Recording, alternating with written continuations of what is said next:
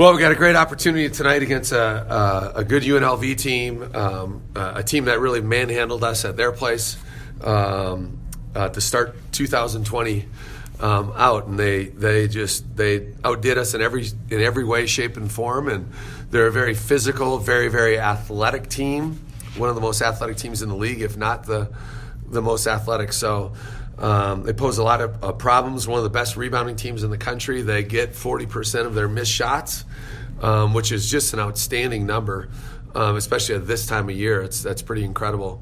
So they create a lot of problems. They play with very good pace on the offensive end, and they play a lot of different guys. So you just got to be ready for a lot of different personnel that way. And so it'll be a great opportunity. It'll be good to be back home.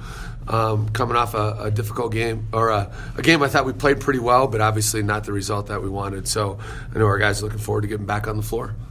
You're in a stretch here. I mean, I know it's one game at a time, but this next stretch of games is a very important game stretch for you guys to hang towards the top part of the league, to have a chance at a better seed. Yeah, there's not much that separates 2 through 7 or 8. And so it's a fine line, and certainly you got to take care of business at home, especially when you start looking around the league. Most teams that it seems like teams are winning at home and struggling on the road a whole. Yeah, the only team that's broken through is San Diego State against all of you guys. Nobody else has beaten through on everybody. Yeah, that's what I'm saying. Yeah, so it is. No, it's a big week for the Aggies, no doubt. And it's that time. There's 7 games left in the season, so there's 25% of your regular season is left, not even 25%. And so teams got to start.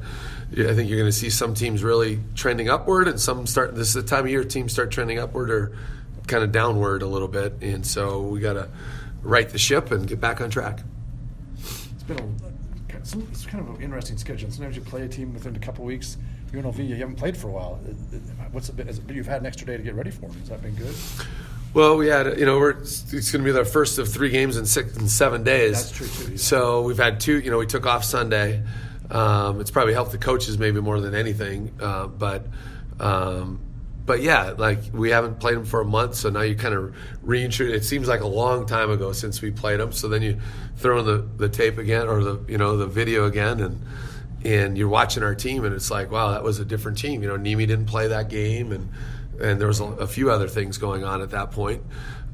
So we are a different team, and I feel like we're playing a lot different than we did, a month ago. So it'll be a different challenge. And quite frankly, they're doing some things differently as well. They got the Texas grad transfer back that played very well early in the year, Mutro Long, who's came from Texas.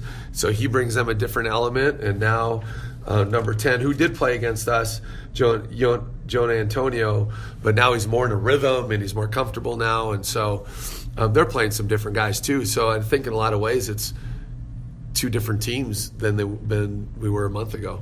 Individually, what's his name? Hamilton may be the most explosive guy in the league individually. Hamilton's playing at an elite level right now. Last game out, I think he had 28. The game before that against San Diego State, he has 29. And I don't care who you are, if you're having 29 against San Diego State, you're doing something very, very well. And he's a very good player, and he does everything. He can score it at every level. He's 6'4", 200. Like, he's a strong, sturdy guy that's very, very long. And he's shooting the 3 he's a lefty. He's a little bit unorthodox, but he's quick twitch and just super aggressive. So he's making 3s right now consistently. He's got a very good pull-up game, and he just attacks. And he's a guy that gets, he shoots it, and he knows if he misses or not when it leaves his hands. And he just has this innate ability, kind of like Justin Bean, where when he misses, he knows where that miss is going to go.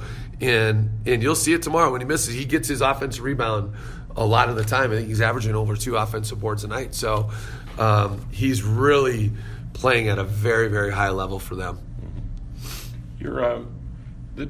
As I was looking back at things, consistency offensively, you've had good halves, you don't have a good half. You have the stretches. It's really been from the start of the year in a lot of ways, Coach. You have not been very consistent offensively. Yeah, tell me about it. I think there's a lot of things that goes into that. I thought the last 6 games, we've been much more consistent as a whole, but certainly there is still some stretches there.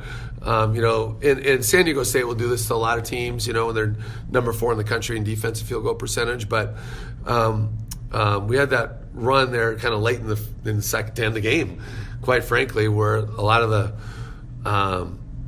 the ball should have been in a couple other guys' hands to make some more plays than it was. And so we got to know where our bread is buttered, and I got to do a better job with that in role definition, type of thing. And so, basketball is not always an equal opportunity game.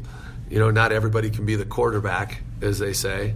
And so we got to do a better job of not having those empty possessions. Mm-hmm. And then we were wondering when Brock had come on. He's come on the last couple of games, and now then there's other people that have struggled shooting the ball too and stuff. Yeah. I mean, the second half of Wyoming, I thought he played really well, and of course, it always, when you make 3 threes, that certainly, makes a big difference. And then, he got going a little bit against San Diego State.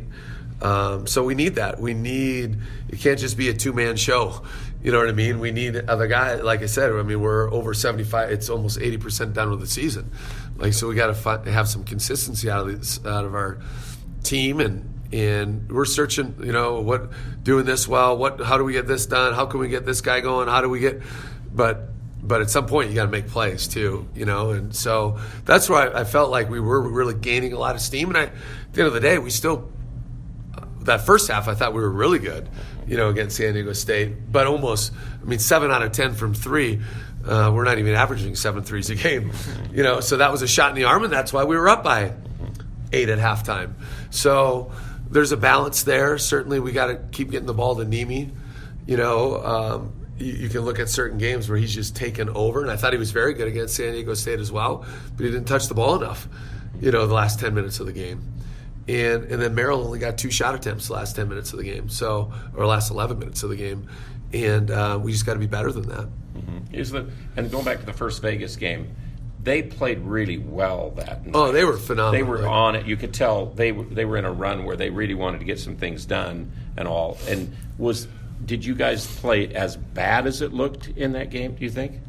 Well, first of all, UNLV did play great. I thought I've watched not quite every game, but pretty much, for the most part. And I thought they played excellent.